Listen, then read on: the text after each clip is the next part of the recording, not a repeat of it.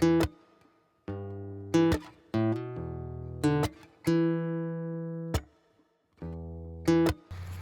my friends, and thank you for joining us on another exciting adventure into God's limitless outdoors.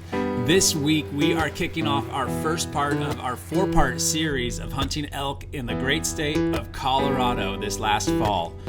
You know, ever since my brother and I were little boys, we always were glued to the Primos videos and just watching Will and his friends hunt in this incredible state of Colorado and the beautiful vistas and the abundant wildlife. It just captivated our attention as little boys, and we just dreamed that one day we would get there. And about 3 years ago, we got to hunt in Colorado for the first time, and ever since then, we can't wait to get back. It's what we think about, it's what we look forward to all year, is making this long drive down and just knowing what is at the end of the drive and the incredible things that we're going to have the opportunity to experience and be a part of down there in Colorado. And so this hunt was an incredibly special hunt because not only did we have my brother and I on the hunt and our good friend Adam, we were able to bring my daughter Madeline, who's 13, and my son Oliver, who is 9. So we hope that you enjoy this incredible hunt as much as we enjoyed putting it together.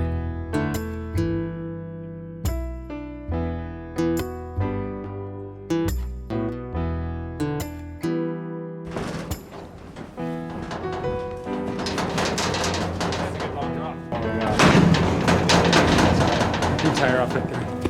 Thanks, buddy.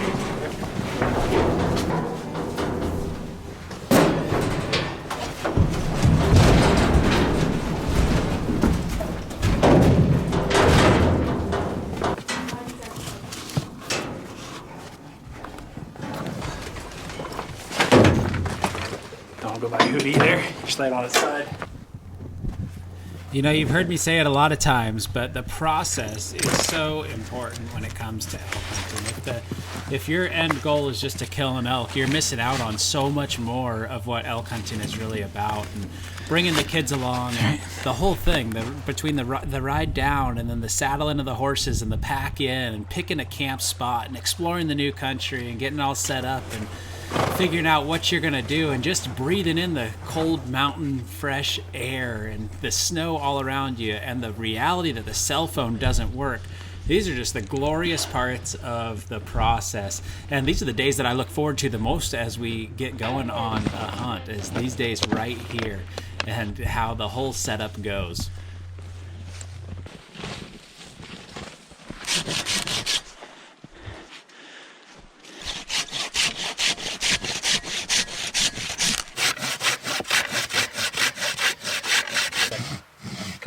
Three big ones. Yeah. Dude, you're One. Oh, you gotta get it lower, Adam.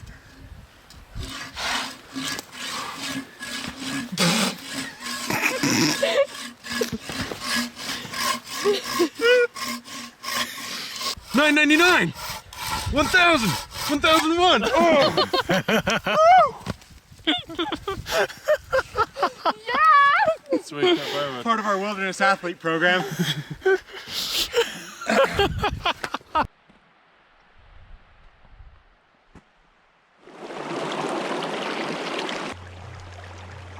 We got in here a couple days ahead of season, and so Colton did what Colton always does first thing, and he climbed to the highest point he could find so he could glass all around and see where the elk were.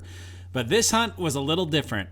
If you know anything about Colorado, this last year they moved their season really far back into the year, and so the conditions were completely different than anything we'd ever hunted before, and Colton was having a hard time churning up any elk, and they started to wonder if this hunt was going to work out like it had worked out in the past.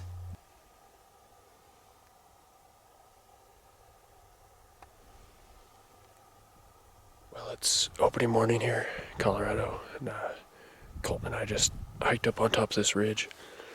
Yesterday, we came up here and glassed down over the backside and spotted 4 bulls and some cows, but not much. So we're gonna see what's out this morning. I think we're about 30 minutes before daylight here, and we're just gonna peek over and see what's down there. So we got 2 bull tags. So Colton's first shooter, so we'll see what we can find.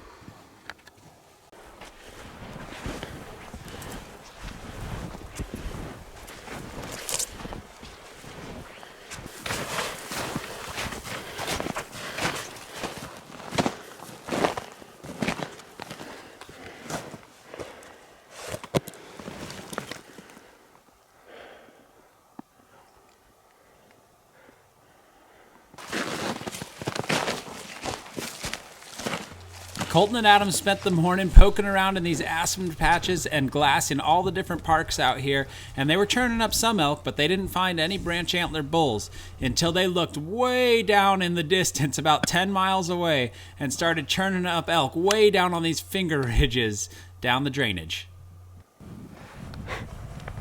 All right. Yesterday, we spotted a lot of elk a long ways away. Today, we're seeing a lot of elk a long ways away, but we're getting closer to them. We saw 20 cows or so. Not 20 cows, maybe 15 cows in a spike bull. But now, we're overlooking these awesome finger ridges where we've seen bulls already hanging out in here, and we're most likely going to find something. This is prime spot right here. Did you can see where the bulls were yesterday from right here? Yeah, you can see everything from right here. Everything. This is crazy. It is absolutely wild. It's beautiful. We're going to kill a bull today. We got a lot of options off of this ridge. We might kill one in a hole, but it is what it is at this point. We don't really have a whole ton of options.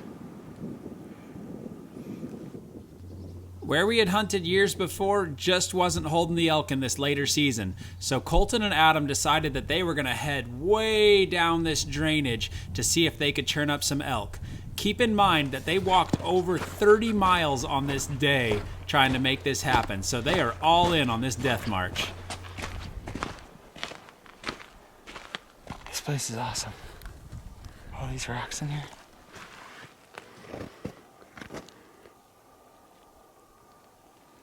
This is wild.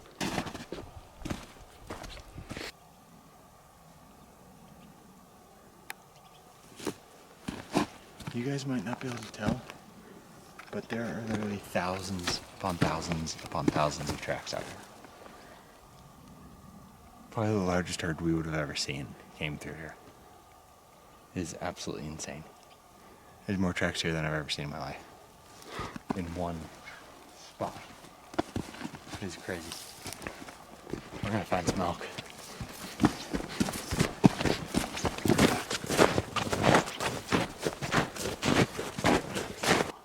We were following an elk trail thinking it was the main trail. It's just an elk trail. We can cut to it though. Oh yeah, I'll cut over. Completely blown away. It's next level. And they're all After spotting this bull bedded up on this ridge, Colton and Adam decided that Adam should be the first shooter because Colton had already had some action up in Idaho earlier in the year. So they switched positions on the gun and the camera, and they headed down to see if they could seal the deal on this bull. Yep, it's on video.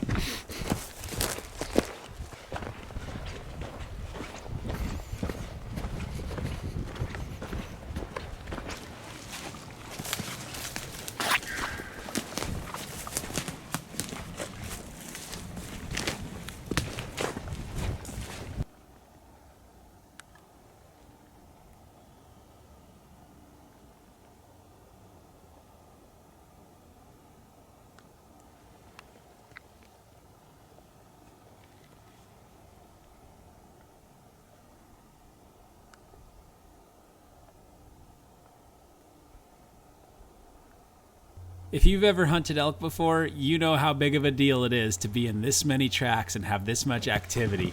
Colton and Adam are just on top of the world right now as they sneak through the timber, and there's cows all over and they're mewing and they're just looking for a bull.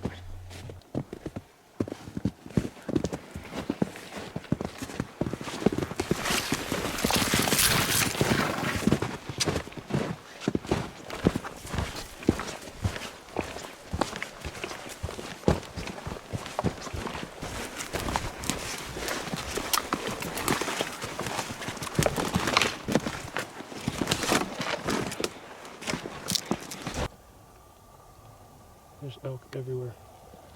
How are we gonna get... Oh, can we sidle over to that Yeah, rocky knob there? yeah, that's a big bull. Okay, let's go. Holy smokes. Adam and I have bulls literally everywhere. This is what we've been looking for the whole time. We're hoping there's an outfitter who's riding down that way. We're really hoping that he doesn't mess it up. These things are just literally everywhere in here. How many bulls do you think we just saw? Let's see. 1, 2, 3, 4, 5. At least 6 that we saw. For sure, but there's a lot more down in there. They're just spread all the way down the ridge. It's insane. So we're gonna get you guys a lot more footage, but this is what we've been waiting for right here.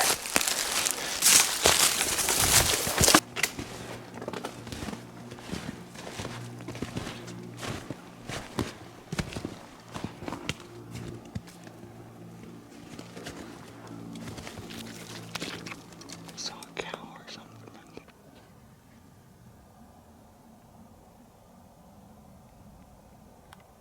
That's him up top. Sure. I think so. Hold on.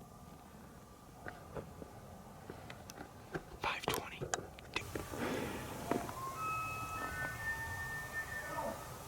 He might be up to the right more. This can be the most exciting and simultaneously most frustrating experience of your life when you get on a herd like this and they're in mixed timber and you can hear the bulls bugling and you can see elk moving all over, but you cannot find the big herd bull.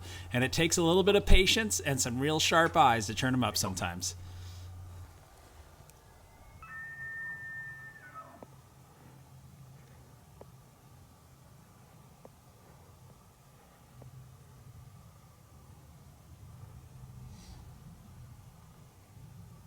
Here he comes. Come here. After about 20 minutes of picking this hillside apart, this nice 6-point slipped through this opening before Adam could get a shot off, and they were getting discouraged. Then Adam looked down the hill, down into a little pocket of timber, and spotted a nice 6-point laying there on the hillside.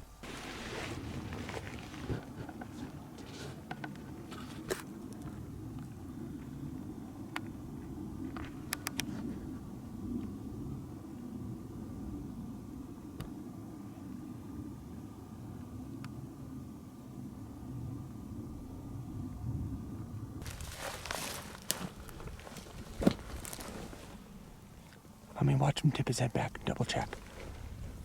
He looked like a really big 6.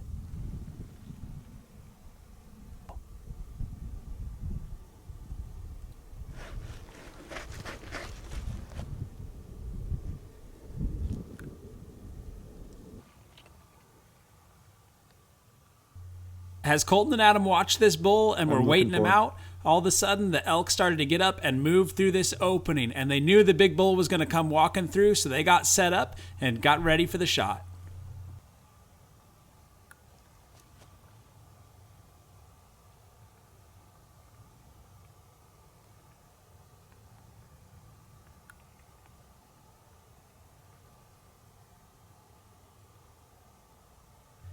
There are very few moments that are as exhilarating as being set up on a herd like this, as they are filtering through a single opening and you're behind your gun and you're locked into your scope and you're looking and you're just waiting to see that flash of antler coming through the timber, because you know you only got one shot and you got to make it all come together right now, and the excitement and the exhilaration is almost more than you can handle.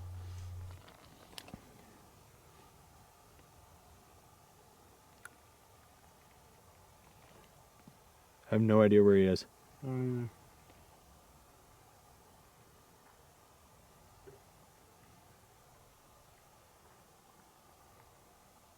There's a bull moving up high. Hold on. There's 2 bulls up high.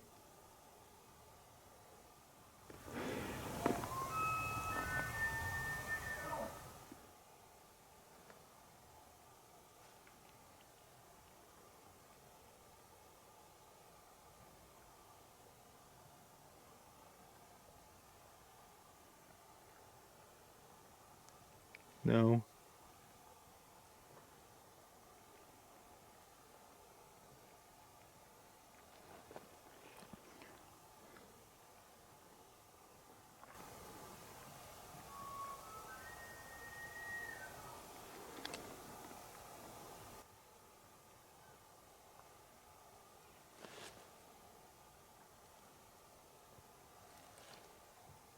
There he is. Take him.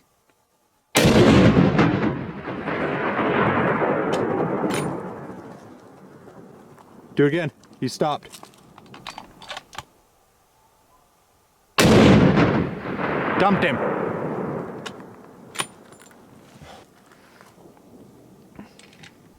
Good shot. Holy smokes.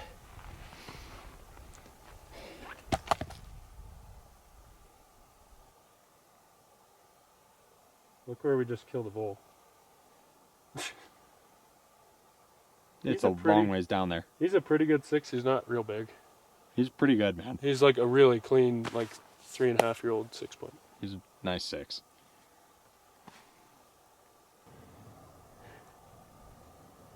Dude. After Adam shot, he looked over on the other hillside, and all the elk that had been in the timber that they were on top of had crossed over and were now going up this open hillside, and it looked like the hillside was just moving and crawling with elk.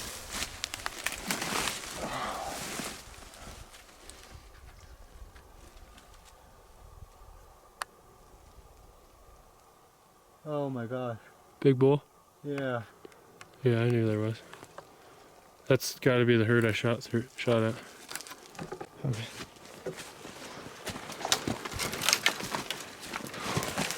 It's steep and deep. Oh. He's a decent 6. Yeah, he's 400-yard shot. Oh my goodness. Whew. Not bad. You dead? Oh yeah, he's It's dead. not a bad shot. I mean, it's a No. little bit far back. Holy smokes, man. It's not a bad bull. No. Not a bad bull at all.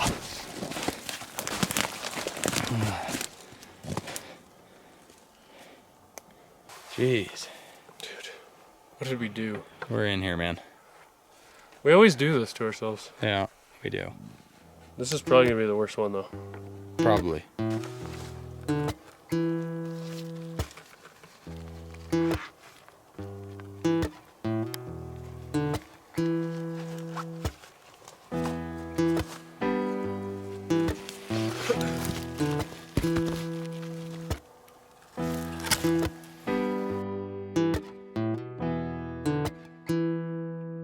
I'll just shine the light on you.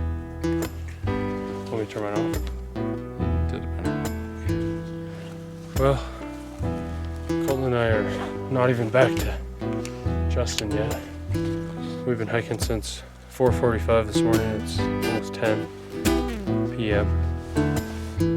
And yeah, I think we left my elk like 4 or 5 hours ago. We've been hiking out of this drainage. We thought there was a trail down it. Turns out the trail's gone. It's probably been gone for 50 plus years. So we just bushwhacked like 5-6 miles out of there. And it was brutal, to say the least. But I think we're like a half mile from where Justin should be parked, so. Yeah, one of the longest days Colton and I have ever had. I think by the end of this we'll be at like 25 miles today or something. Probably a little bit more than that by the time we get to Justin. It's ridiculous. So, yeah, we're gonna go just crash. Yeah. And, Hike up and pack out his bowl tomorrow, probably. yeah.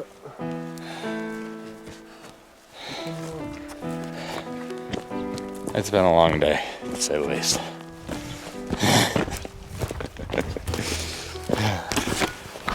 Heads up.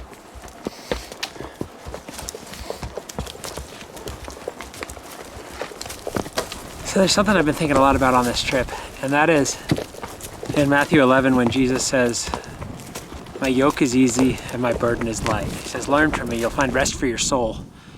And I've been thinking about that because I was hiking up this hill, or we were pulling out of our camp up this hill. And it's like a couple thousand feet up this nasty face, and I come across this guy, and he's got like a 45 or 50 pound pack on. And he is just totally beat. Wearing blue jeans, just not prepared for the situation. We're in deep snow. Totally beat. He'd take like 1 or 2 steps at a time and then he'd just be done. And I didn't have anything on my back, and so it was like a couple hundred yards to the top of the hill. I offered to take his pack from him.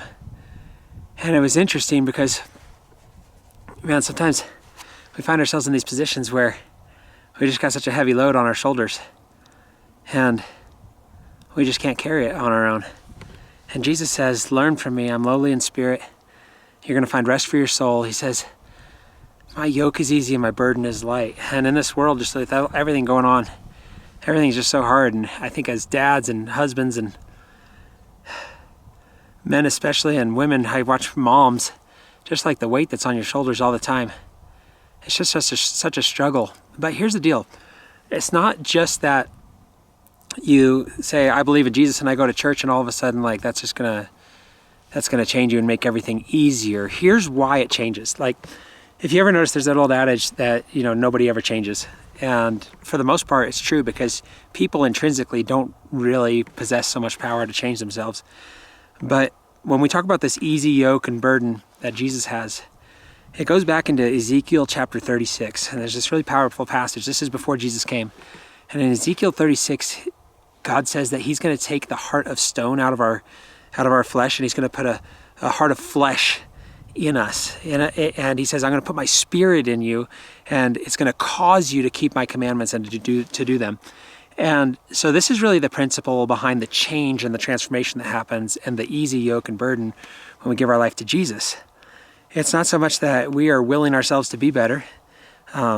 It's that God puts his power. It's not our power that changes us. It's God's power that changes us into being able to do the things that we've always wanted. Like, I don't think anybody intrinsically wants to be a horrible person, be a bad father, be a bad mother, or do bad things, rip off people. But somehow, for some reason, we just find ourselves doing it. Paul says it in Romans 7. He says that the things that I don't want to do, I find myself doing, and the things that I want to do, I can't do. And so I find that there's this reality that there's sin in me.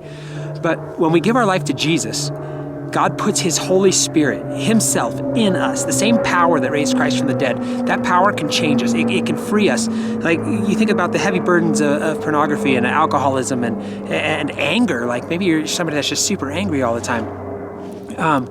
Or jealousy or whatever. Those things are heavy burdens. But when we give our life to Jesus, he puts himself in us, and that power resurrects our life. That power makes it easy to be the person that we've always desired to be. It empowers us. God empowers us to do those things. And I want to challenge you right now. The first step towards this easy yoke and light burden is putting your faith in Jesus Christ. Jesus went to the cross to die for all those things that you hate about yourself. All those things that you hate about yourself, God hates about you too, but he doesn't hate you for them. He wants to get them out of your life. He wants to resurrect your life.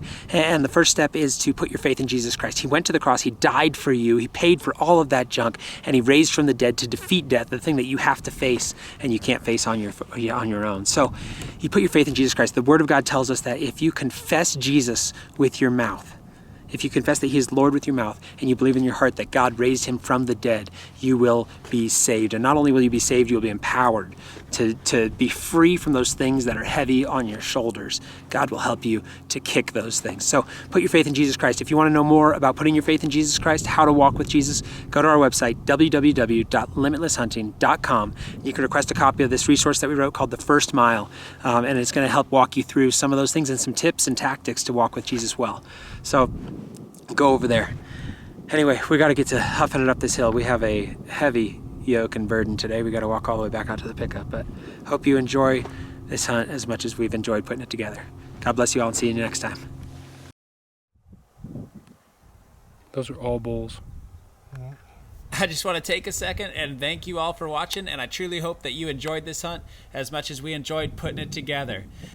We hope you'll join us next week as we continue working these elk and trying to turn up a great bull for my daughter, Madeline.